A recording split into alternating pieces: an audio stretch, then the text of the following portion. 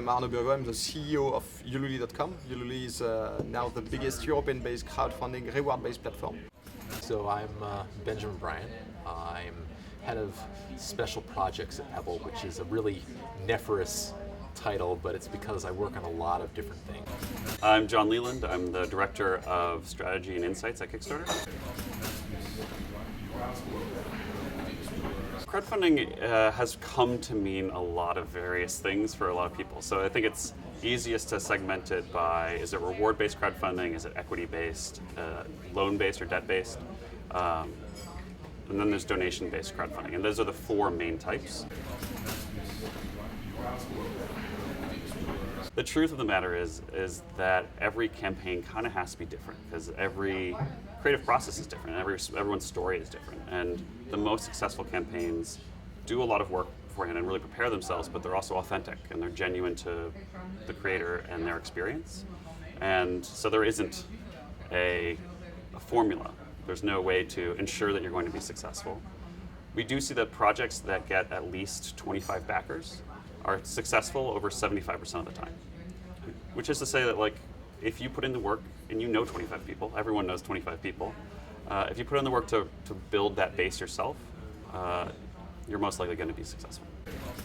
But you have four main things that work all together and that you must consider together. The first thing, which is in fact the most important, it's not the project itself, it's the project creator. And the project creator, he must be legitimate, he must be motivated, and he must have a real will to bring into the story its own network and to transform them into backers and also into ambassadors.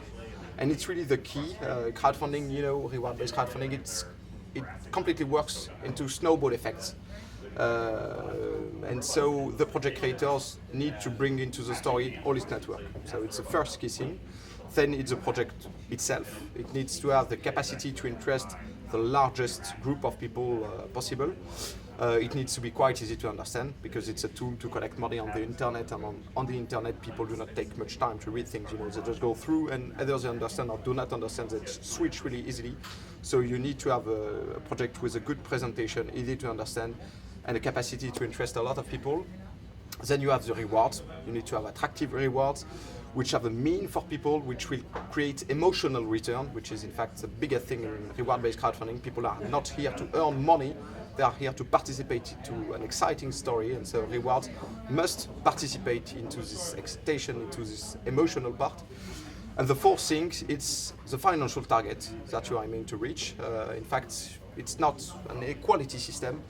Since everything is based on snowball effects, the biggest community you have at the basis, the further you can go. So in fact, you have to take care that your financial target is not too high as compared to the community you've already built. Crowdfunding is a tool. Reward-based crowdfunding is a tool to improve your community, to make it larger, but it's not a tool to completely build it. You have to already build a community, then to have some people who are already ready to back your project, and then you can go much further. So you have to take into account those four things, and if one of them is missing, your project will not work. One of the things I would say, understand that people pick up on sincerity really well. So if you make a mistake, if you have a problem, let people know. It is amazing how just honestly telling, oops, like we miscalculated, we did this wrong, this wasn't as we expected, like how well that will be received by people if you just say it. Thinking that you can put a project online, it's a great project, but that you do not need to communicate it to your own network. Basically, there are three circles of financiers. First circle is your own network. Second circle is the network of your network. And third circle is all the others. If you want to have third circle, first you need to have your own network. Do not hope to convince someone to finance your project if you did not first convince your friends and family. So this is the most typical mistake. Common pitfalls on Kickstarter involve spamming a lot and just being overly aggressive. It's also just showing up without doing any legwork beforehand, right? So you can't just show up on Kickstarter and have the world hand you money. If that is your expectation, it's not going to happen. It really is kind of an unspoken agreement that if you do the work and you're genuine and thoughtful and considerate in your kind of communications and you prepare in advance, so you think about who is your audience for your project, who is this going to mean a lot to, and where do they talk to each other, where do they hang out, online, offline? Is there meetup groups you can talk to? Are there forums that they talk to each other in? Are there blogs that they read? Think about where an audience is, think about what's meaningful to them, and go there. The Netherlands is doing well compared to similar-sized countries in Europe that we currently serve. But at this point, we're so early in developing kind of the Nordic countries and Ireland that it's not a fair comparison yet. Thus far, there's been over 200 successful projects launched on Kickstarter, over $6 million pledged to projects, and about 70,000 backers to those projects. Over half of the money pledged to projects in the Netherlands actually comes from outside the Netherlands. So Kickstarter is a very international community of backers, and that's not actually unusual for projects, particularly outside of the United States, to see most of the money pledged to the project come from outside their home country. The Netherlands is very highly represented. I'm not sure the exact number around here, but they've been one of our most loyal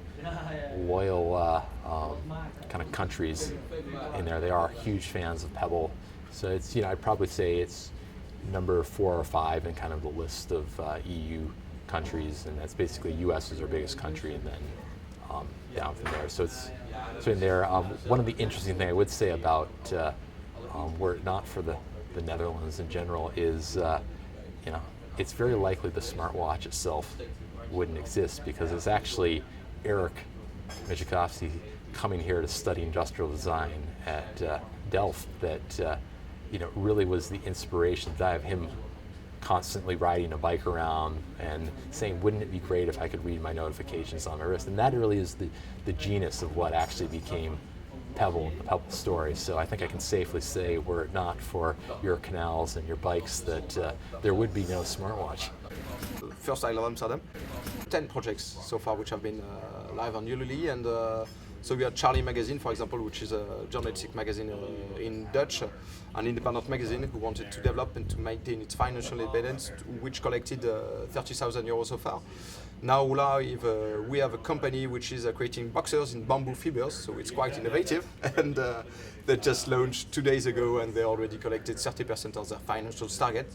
So things are just, quite beginning. I think we have maybe 20,000 users which are Dutch speaking, which selected Dutch language within their preference. So it's early stage, but things have to begin. And I think that there are really great things to do here, because I think the market here in Netherlands, it's really open. People are really interested into crowdfunding.